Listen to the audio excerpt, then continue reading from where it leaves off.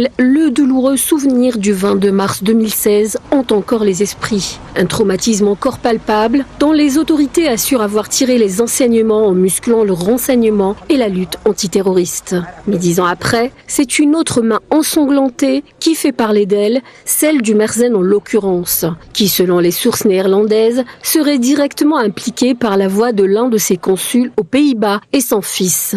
AD Nederlands rapporte en effet qu'il s'agit de la source des explosifs fournis aux terroristes du 22 mars 2016.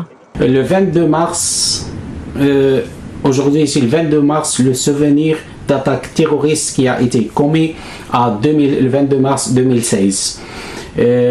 On peut trouver ça sur des sites de AD Nederland.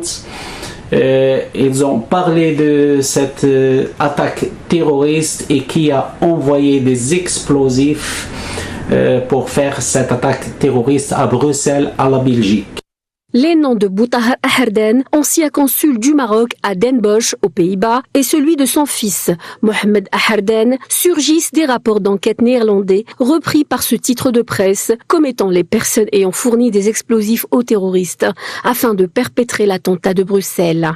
Mohamed Aherdane, le fils de Boutahar Aherdane, c'est lui qui a envoyé des explosifs pour faire cette attaque terroriste de 22 mars. Quand est-ce qu'on a lu sur les journaux de la Hollande qu'on dit AD Nederland, elle est trop connue, elle a parlé de ce fils de consul qui a envoyé 300 personnes vers Daesh. Et après certain temps, il a été mort aussi, il a fait une attaque terroriste. Le fils de consul lui-même, c'est l'État de la Hollande qu'ils ont dit ça.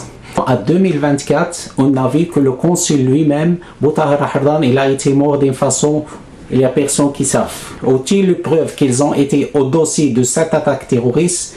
L'État marocain veut l'effacer.